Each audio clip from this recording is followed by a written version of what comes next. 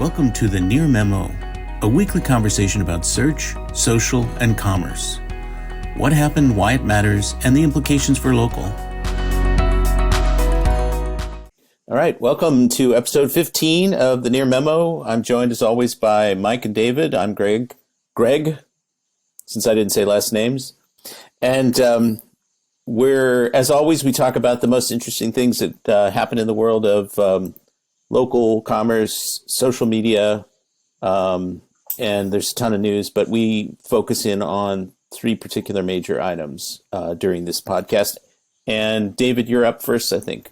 Sounds good. I wanted to talk about the not super recent, but just very exhaustive Future of Commerce report from Shopify. And given that it's coming from Shopify, sort of not surprising that it highlights the ongoing transition from offline to online purchases for local and small businesses. It seems to me to be a sort of an amalgamation of about 6 different reports that Shopify's done over the last year. And it interviews both consumers or had surveyed both consumers and businesses. Number of interesting data points. I think for me, the one that jumped out the most, which is clearly a little bit of a sales pitch for Shopify, but pretty impressive.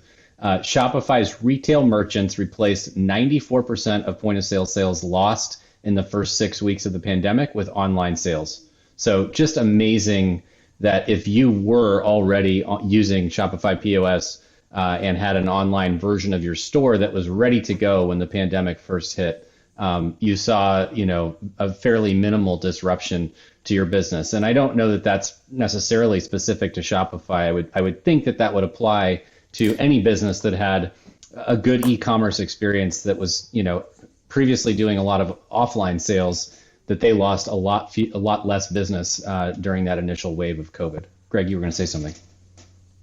No? Well, I was just going to say, I suspect that 94% number is high. It may be true for Shopify customers, but I think it's high as a general, it's a general matter.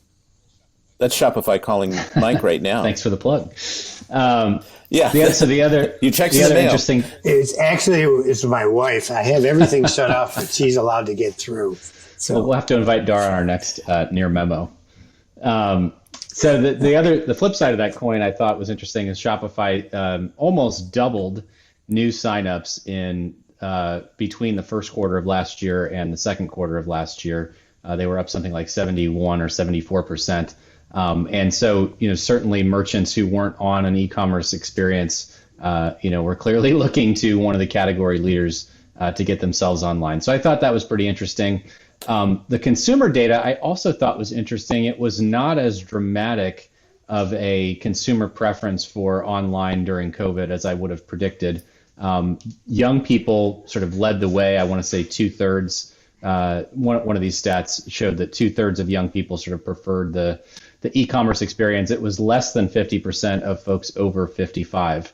And so the generational thing, sort of not surprising, but I would say that the extent to which the preference for online, it wasn't pervasive during COVID is kind of interesting. And all of these, curbside pickup and making an appointment to shop in store and all these things, there was a significant minority of consumers express preferences for these sort of newer shopping behaviors, but it wasn't a majority. And I'm really curious to see, I hope Shopify does some of these same surveys on some of these same questions, in the second and third quarter of this year of 2021, to be able to compare, how permanent are these sort of behavioral shifts. I think that's going to be really interesting.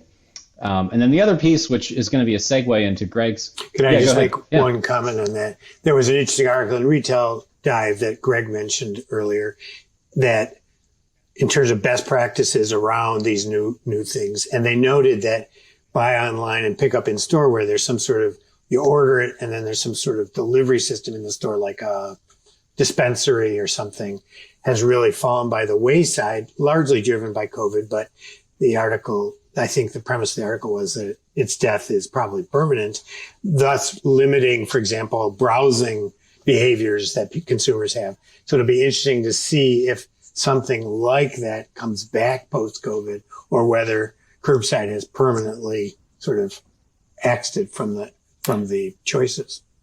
I would guess you're juxtaposing buy online, pick up in store, and curbside. I would guess not that curbside is going to totally eliminate buy online, pick up in store, but I think retailers will deal with it individually.